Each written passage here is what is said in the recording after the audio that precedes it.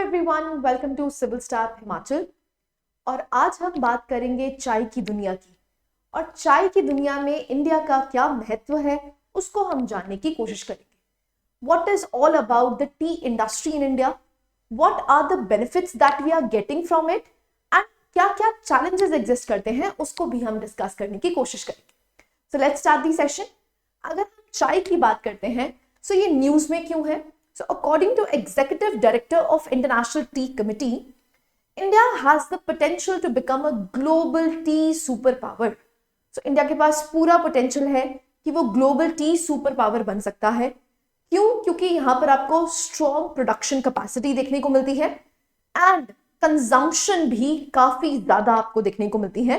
And basically हम इस तरह से इस डायरेक्शन में मूव करते हुए ग्रोथ करना चाहते हैं, एक्सपोर्ट करना चाहते हैं। सो हमारे पास पूरा पोटेंशियल है कि आने वाले टाइम में हम टी के मास्टर सुपर पावर बन सकते हैं, राइट? सो इसके क्या क्या क्लाइमेटिक कंडीशंस हैं उसको भी हम जानने की कोशिश करेंगे। सो करंट स्टेटस क्या है इंडिया की टी मार्केट का? मेजर प्रोड्यूसर्स अगर हम बात करते हैं तो India ranks as the second largest producer and consumer of T.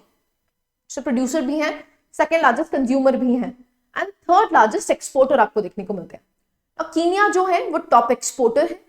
Ships nearly all it's output, जितना भी आउटपुट आता है वो कीनिया एक्चुअली में एक्सपोर्ट कर देता है ना। हमारे यहाँ पर प्रॉब्लम क्या है कि एक्सपोर्ट हम बहुत ज्यादा कर सकते हैं, बट प्रॉब्लम क्या है, जितनी हम प्रोडक्शन कर रहे हैं उतनी हम कंजम्पशन भी कर रहे हैं। दैट इज वाई आपको एक्सपोर्ट्स में हम कौन से नंबर पे देखने को मिलते हैं? थर्ड नंबर पे देखने को मिलते हैं। और चाइना क्या बन जाता है? Second largest exporter. ना टी प्रोड्यूसिंग रीजन्स की अगर बात करते हैं तो मेजर टी ग्रोइंग स्टेट्स कौन सी देखने को मिलती है? सबसे पहला ही नाम आपको जो याद आता है that is Assam. So Assam valley और छछर रीजन आपको देखने को मिलता है। ऐसे ही वेस्ट बंगाल में आपको दुआर्स देखने को मिलते हैं, तेराई और दार्जिलिंग। तमिलनाडु और Kerala that account for about 96% of the total tea production. So in major state से आपको देखने को मिलता है हमारी 96% ऑफ द टी प्रोडक्शन यही स्टेट्स करते हैं, राइट? सो अगेन इंपॉर्टेंट बन जाता है एंड एक तरह से हमारी ग्रोथ स्टोरी में जो चाय की कहानी है वो एक बहुत ही इंपॉर्टेंट रोल प्ले कर सकती है। कंजम्पशन की अगर बात करते हैं तो India is the top T consuming country. So basically हम 80% इसकी प्रोडक्शन का यूज ही कर लेते हैं, कंज्यूम कर लेते हैं। So with per capita consumption of 840 grams per year which is आपको वन ऑफ द हाइएस्ट देखने को मिलती है। नाउ टर्की में हाईएस्ट है that is 3 kilograms per year, highest आपको टर्की में देखने को मिलती है। But we are also one of the largest consumers of tea. Exports की अगर बात करते हैं तो इंडिया एक्सपोर्ट करता है अप्रोक्सीमेटली 25 कंट्री को, जहां पर मेजर इंपोर्टर्स हमारे हैं Russia, Iran, UAE, USA, UK, Germany and China. 96% of tea exports is black T. बहुत इंपॉर्टेंट है, हमारी ज्यादा प्रतिशत, सबसे ज्यादा जो हम एक्चुअली में टी एक्सपोर्ट करते हैं वो कौन सी टी है? ब्लैक टी है, ठीक है। नाउ अदर भी एक्सपोर्ट्स किए जाते हैं जो कि आपको रेगुलर ग्रीन, हर्बल, मसाला और लेमन टी देखने को मिलता है। ना की फैक्ट्स क्या है? अगर हम टी की बात करते हैं वो क्या है? एक बेवरेज ड्रिंक है ना। इसका जो आयुपैक नेमिंग आपको देखने को मिलती है that is Camellia sinensis and is world's most consumed drink after water. So this is also a key fact.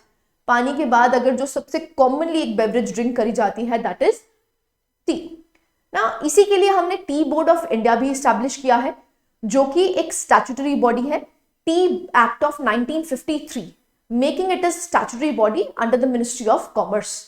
तो इसका हेड ऑफिस आपको कोलकाता में देखने को मिलता है और इसके ओवरसीज ऑफिसेस भी हैं। Now this becomes your important criteria. यहां से आपसे प्रीलिम्स का क्वेश्चन बन सकता है कि इसके हेडक्वार्टर्स तो हमारी कोलकाता में है, लेकिन क्या इसके इंटरनेशनल ऑफिसेस आपको देखने को मिलते हैं? Yes, they are present. कहां कहां पर? London, Dubai and Moscow. It provides financial and technical support for cultivation, production and marketing of tea. So इसीलिए अलग से एक टी बोर्ड ऑफ इंडिया भी बनाया गया है जो कि एक स्टैट्यूटरी बॉडी है under T act of 1953 and किस मिनिस्ट्री के तहत काम करता है? Ministry of commerce. ना ग्रोथ कंडीशंस की अगर बात करते हैं, very very important from your prelims point of view. Climate की अगर बात करते हैं तो हॉट ह्यूमिड कंडीशंस आपको देखने को मिलती है। टेम्परेचर की अगर बात करते हैं 20 to 30 डिग्रीज में ये प्रॉपरली ग्रो कर पाता है।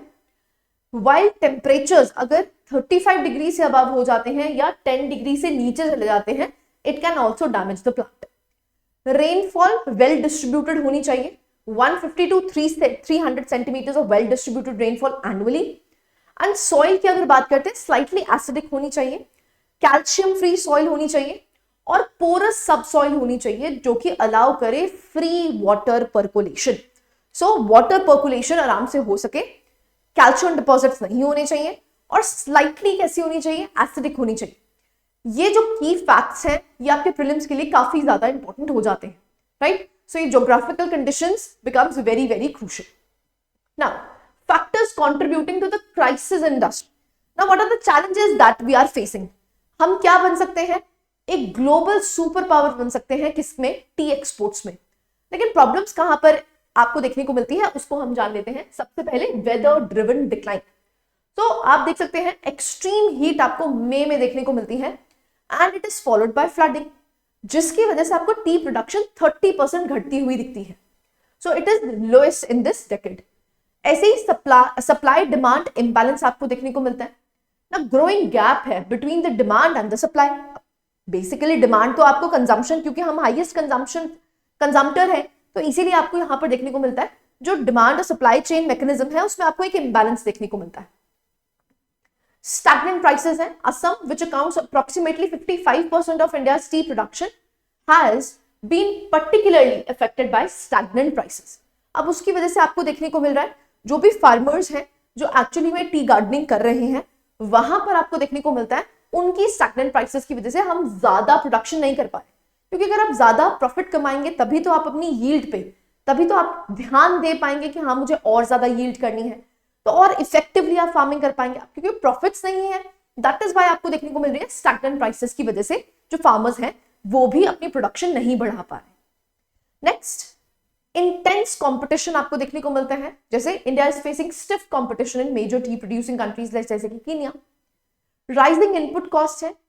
ओवर द पास्ट डेकेड जो कॉस्ट है एसेंशियल इनपुट्स के वो तो बढ़ गए हैं, अब वो तो 9 to 15% बढ़ गए हैं, लेकिन प्राइसेस जो है वो सिर्फ कितना राइज हुई है, 4% राइज हुई है, जिसकी वजह से आपको ये इंबैलेंस भी देखने को मिलता है कि जो प्राइसेस राइज हुई हैं वो 4% हुई है, लेकिन जो कॉस्ट ऑफ प्रोडक्शन है वो बढ़ गई है 9 to 15%, जिसकी वजह से आपको ये इंबैलेंस देखने को मिलता है। सो आप देख सकते हैं जो बैन किया गया है 20 पेस्टिसाइड्स पे, raise tea prices due to costly alternatives, further the straining of profitability in the sector. So obvious ही बात है कुछ पेस्टिसाइड्स को बैन कर दिया गया है, जिसकी वजह से जो उसके ऑल्टरनेटिव्स हैं वो महंगे आए हैं, जिसकी वजह से आपको प्राइस राइज देखने को मिल रहा है। अगेन ये भी किस पे इंपैक्ट करता है, प्रोडक्टिविटी पे इंपैक्ट करता है। So these are some of the challenges that we are facing.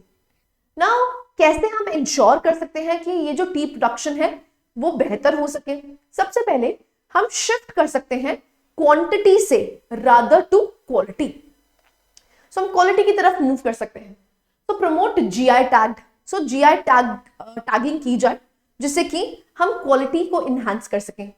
हम डाइवर्सिफाई कर सकते हैं अपने एक्सपोर्ट मार्केट्स, जैसे हम टारगेट कर सकते हैं south America, middle east, Africa, जिससे कि हम रिड्यूस कर सके reliance on volatility. Domestic consumption को बूस्ट कर सकते हैं थ्रू मार्केटिंग, जैसे रेडी टू ड्रिंक या फ्लेवर्ड या वेलनेस टीज की तरफ। हम फार्म गेट वैल्यू को इंप्रूव कर सकते हैं, जो भी स्मॉल ग्रोअर्स हैं उनको एक फेयर शेयर दे सकते हैं जिससे कि वो अपनी प्रोडक्टिविटी को इनहांस कर सके। और हमें फोकस करना चाहिए फार्मर प्रोड्यूसर ऑर्गेनाइजेशंस पे, जो कि एक ट्रांसपेरेंट ऑक्शन कर पाए और जो स्मॉल फार्मर्स हैं वो भी बेनिफिट कर पाए। एंड इवन हम दूसरी कंट्री से सीख सकते हैं, क्योंकि कीनिया आपको देखने को मिलता है सबसे लार्जेस्ट एक्सपोर्टर है, तो वहां से जो कीनिया का फार्मर फील्ड स्कूल है वहां से हम एक तरह से इनपुट्स ले सकते हैं, ट्रेनिंग करवा सकते हैं हमारे फार्मर्स की प्लांटिंग के लिए, फाइन प्लकिंग के लिए, और सर्टिफिकेशन प्रिपरेशन किस तरह से करा जाना चाहिए उनसे हम यहां पर सीख सकते हैं। So these are some of the steps that we can take to become the largest exporter, the producer of tea. तभी हम एक टी सुपर पावर बन पाएंगे globally, right. So in conclusion what we can say, जो Indian की tea industry है it stands at crossroads. So basically एक तरफ तो हमें देखने को मिलता है हम काफी ज्यादा प्रोडक्शन करते हैं, हमारे पास बहुत ज्यादा पोटेंशियल है, लेकिन कुछ क्लाइमेट वल्नरेबिलिटीज है और लो वैल्यू रियलाइजेशन है जिसकी वजह से हम थोड़ा पीछे हैं। अब क्या कर सकते हैं? हम वॉल्यूम ऑफ क्वालिटी को बढ़ा सकते हैं, हम एम्पावर कर सकते हैं स्मॉल ग्रोअर्स को, जिससे कि हम टी में एक एक्सेलेंट पाथ पे मूव कर सके, right? So this was the topic all about, जिसमें हमने सारी की डिटेल्स जो चाय से रिलेटेड है, जो आप हर रोज पीते हैं, उसके बारे में हमने डिस्कस किया और किस तरह से इंडिया एक ग्लोबल सुपर पावर बन सकता है। वो पोटेंशियलिटीज हैं हमारे पास, लेकिन जो भी चैलेंजेस एग्जिस्ट करते हैं उसको हम किस तरह से एड्रेस कर सकते हैं, उसको भी हमने डिटेल में देखा। So this was it from my side. I hope you like the lecture. Thank you very much.